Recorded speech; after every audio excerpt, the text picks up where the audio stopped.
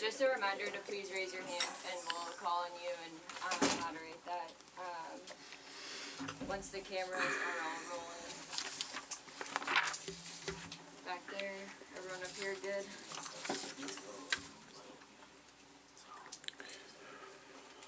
Good, Billy? Yep. Coach will start with the opening statement, and then we'll go to Teresa for the first question. At first, I want to just send our very best to Bo Prabula. I mean, I hated seeing him injured. You know, he's a guy that's been such a playmaker for them, and you know, outside of defending him was so much fun to watch on film. And so we just hope for the best in prognosis and a speedy recovery, and hate to see him down. I thought Matt Zollers came in and did a great job in you know, stepping into a tough situation, and that's a credit to Eli. I mean, that's a really good Missouri team. You know, defensively they played very well, and they made it really challenging on us. And that was an ugly win, and yet it was a win, and we're not going to complain about that. We're going to celebrate it, because if you're going to be a great team, you gotta find ways to win games like that. You know, we lost time of possession. We were outgained. I think if you know, we actually had a higher yards per play average. So there's some numbers there that go in our favor, but I think the biggest deal was they were 1 for 3 in the red zone. And so this was a defense that in the second half stepped up when we needed to, battled every blade of grass, even there on the last drive where we downed the ball somehow, some way before the ball crossed the plane. And just a credit to our defensive guys, their staff, and the resilience there to find a way to stand tall and win a game. I think offensively, obviously, we struggled to find rhythm. We had the longest gain of the year, MK's run. You know, that was triggered by excellent blocking on the perimeter by our receivers. Both Tristan and Junior had big blocks there, and that's a huge moment. But obviously the play of the day was CJ's turnover. So you fight for every blade of grass. You force them into a fourth down stop, a field goal that hits the upright. Obviously they scored the touchdown on a fourth down conversion, which credit to them. But the numbers today go against us, except the scoreboard, and you got to look at the opportunistic turnover there, where we were able to score a touchdown to finish as an offense. So, really proud of our team, and I think again, to win a game like that against a really good opponent on a day that was really meaningful to us too. I mean, this was a cool day for Vanderbilt football, and you know, we've earned the right to celebrate it. Obviously, we'll turn the page and get focused on Texas tomorrow, but tonight we celebrate. Teresa?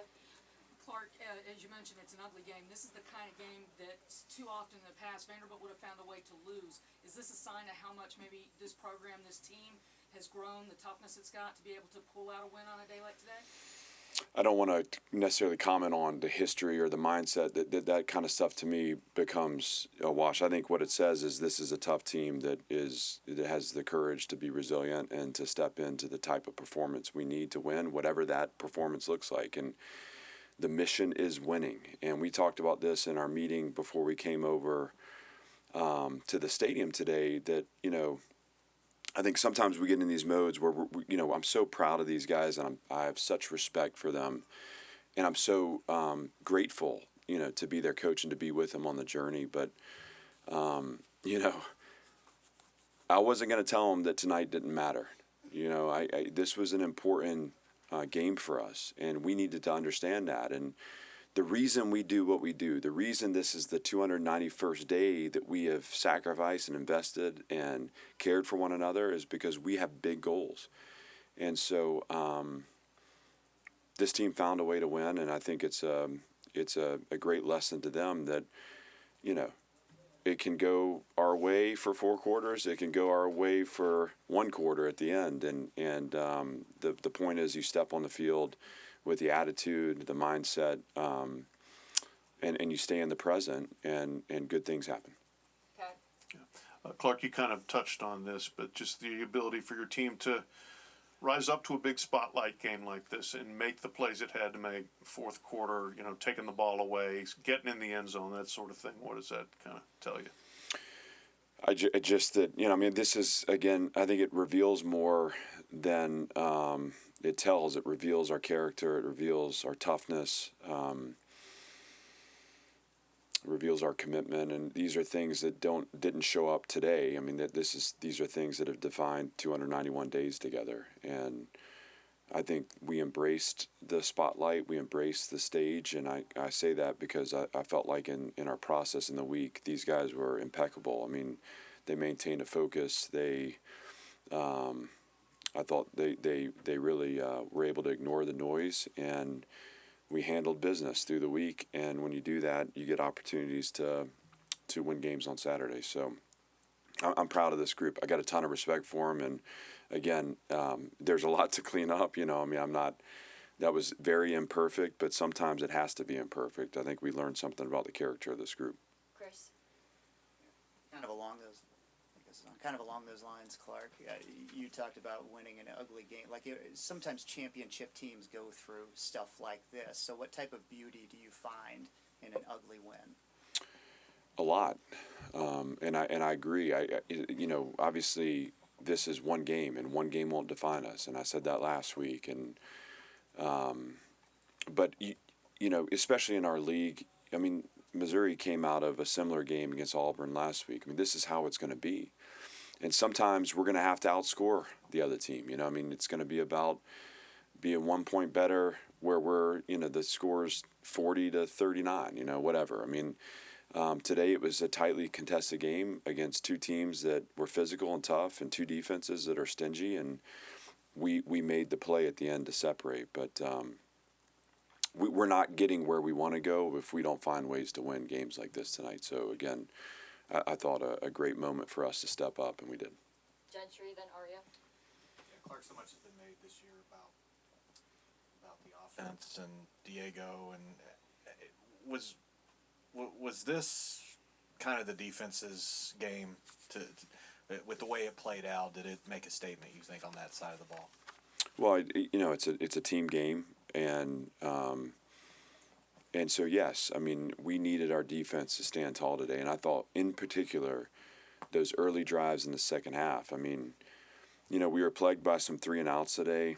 I thought field position wise too. I felt like they had us in the first half pinned. It was just both defenses were playing well, but we had our backs against the goal line a lot of times on our drives. So there just wasn't a lot of space on the field, and when we came out in the second half, I thought for sure it was going to be about a methodical drive to go score a touchdown. It wasn't. We throw an interception there on third down, and our defense needs to come out and make a stop. They did. Just again, we a backed up punt where they get possession at midfield. Defense needs to step up. They did. And so I'm really proud of those guys. They work really hard. Coach Gregory and the defensive staff have done a great job. And I said this to the staff, because we always look at the play, the tactics, and say, that's a reflection of coaching. But the attitude is too. This is about a team that believes in one another and is really tough. And it's about a coaching staff that has built relationships with players that allow them to have impact in those moments. And so I don't think there was ever a second on that field where there was doubt or fear. This was a team that knew that they were going to find the way to win. They had to figure it out, and they did. But the defense was huge, and really, really proud of those guys. Arya. Yeah, Missouri's the first team this season that's really been able to kind of contain Diego a little bit. What was it that they did that made it so difficult for you all offensively? Well, this was first of all, it's a good defense, and we weren't able to get our run game going, and we got to look at that and just kind of say, hey, where was it play performance? Where was it the actual play call? What are the things we can do to help our offense get that run game going? I want to see SETI active. Obviously, MK with the big run, but we need to stay on schedule. Again, I don't have it in front of me, but too many 3-and-outs today. And look, at the end, I mean, they were contesting space. I thought really good throw to Trey on the explosive pass, but our performance on offense runs through Diego, but it starts with the offensive line. And if I were going to say, we have to play a cleaner game up front, and those guys have been so consistent in what they've done to this point. I thought we had some sloppy penalties, and we gave up the sack there early, and there just wasn't quite the space that we're used to having that's allowed Diego to kind of play at his highest level. So a lot there, but on the whole, it's going to happen. Good teams can complement. A different phase needs to step up, and it was the defense's night tonight, and they did. We'll go to Pete and then Dylan. So Clark, congrats on the win. Thanks. Hey, game day was here today. You guys have poured so much in the program. I know you and Candace have worked together a lot on that. You also had a lot of big-time recruits here today, and I'm aware you can't talk about them, but to get to the point that you guys are at where you get a sold-out stadium, game day's here, and then when you walk out of there, you're probably going to go talk to one of the top high school players in the country. What's that say about what you built, but also about where this whole thing is going?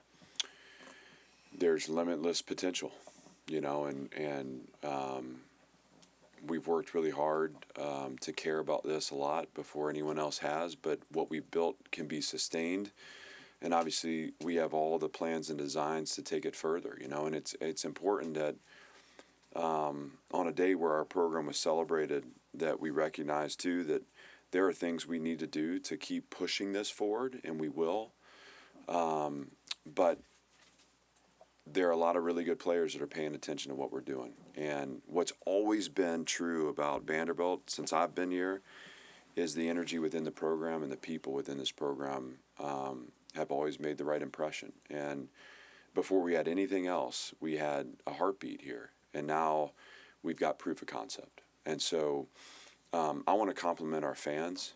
I want to compliment the students. Obviously, I was able to go over to the game day set, and what an incredible celebration of Vanderbilt University. I understand we made the field goal, that's awesome. I just felt like they brought it. It was a great crowd over there. So much fun to see this community rally around the football program. The Star Walk today was as good as I've ever been a part of. There was energy on that. It was amazing. The feeling of support. And then the crowd was great too. And that crowd made a difference in the game. So all good things, but certainly opportunities for us to continue to elevate with respect to how we recruit, how we retain, and to keep putting a competitive product on the field. Yeah, Coach, it seems like, you touched on this a little, but the past few weeks specifically, your defense has really been good at either, forcing field goals, or maybe it would have been touchdowns, or really getting those stops in the red zone like you did today. What is it specifically about this defensive identity that allows them to perform that way with their backs against the wall there? I think it is identity, it's DNA, it's, we talk about fighting for every blade of grass on the field, and that's something we train, that's something we preach, that's something our kids believe in. And it shows up in how they play. And, defensive football is about response. I mean, and especially when you talk about red zone performance, a lot of times you don't like the way the ball's gotten down there. But we've put a lot of effort into training the psychology and kind of flipping it in our minds to say, we're going to actually trap teams down there. And when the space eliminates for them, we're going to take it as our advantage. And so these guys are incredible with respect to their spirit, their belief, and their buy-in to this philosophy. Now, I'll tell you that we still haven't played a complete game as a defense. And so I loved the resilience. I loved the big play by CJ. I think that we could have had a cleaner finish to this game, but, we finished. And I think also there's a better performance for us out in front of us. So we have to keep looking for that. But really proud of the guys. And I think to your point, it reveals their character, it reveals their toughness. It's something we spend a lot of time on. But they never let go of the rope. We'll go third row in the back and then to Joey. Ralph Russo from The Athletic. Good to see you, Clark. Good. You had a lot of guys play great games, so I don't want to give Diego too much credit. But in a game where the offense is struggling, and even he's not having his best game, what is the value? What value does he bring in helping you through those struggles? Well, I actually said this to him in the locker room after we broke, because it's the same thing I told the coaching staff. We want it to be clean and perfect, and we want it to be, we want it to look impeccable. As a coach, you're just looking for the perfect plays and the perfect calls and the perfect rhythm and all that, the perfect throws. And yet, when it's not perfect and you find a way to win, there's so much to be said about the character, culture, environment of our team, their belief and buy-in, and the relationships, right? It's a reflection of leadership. And so that's a credit to our position coaches. The same goes for Diego. He's one of the, leaders on our team as a captain, but obviously, he holds so much weight in that locker room and has such impact on our competitive mindset. And so I think our players have learned a lot from watching him. It's just that eternal belief. It's just every time the ball snaps, it's our opportunity to change whatever momentum's out there. And even when he's not, at his best, he has impacted this program to the point where he's still impacting winning. And so I give him a ton of credit for that, because in a night like tonight, that is important. Last question, Joey. MK Young has said previously that during a lot of your biggest wins last year, he was cleaning toilets at his local church. Just how significant, as someone who's invested in him, is seeing him have a moment like he had tonight, and how much of an impact did that run have on the game as a whole? Well, you do all the digging and get all the dirt. I'm so proud of him. And, we have a team that we talk all the time, and I think I've mentioned this, but we call ourselves misfits.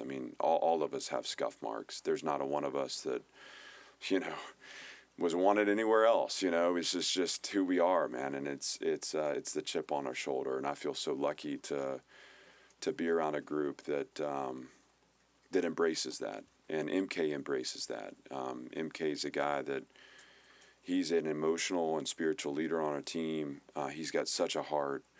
And to see him have these moments, and to your point too, he had the year where he was out and he was having to do the dirty work to get himself back. What a great story, and it couldn't happen to a better person. So really, really grateful to have him here.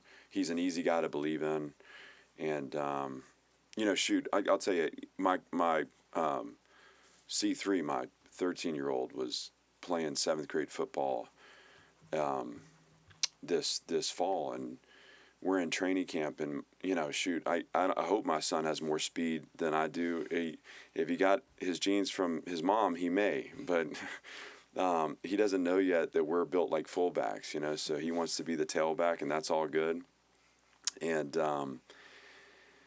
after a training camp practice, those are grinding days. I asked MK if he would mind taking him through some drills, because I want to be dad. I don't want to be coach to my kids. I think it's really important. But they look to these guys in the locker room like they're their heroes. They look up to them. And MK, I think he said, say less, or I forget how he phrased it, but he had such energy and sat out on that field and did drills with my son. And he didn't have to do that, but that's the kind of person he is. And so we're lucky to have a locker room full of those guys, and that's why I feel the gratitude of being in this moment and on this journey with this team. So thanks for that question and for pointing out, and thank you guys so much for the time, and thank you to Commodore Nation for showing up for us today, and here's to many more nights like tonight. Thank you.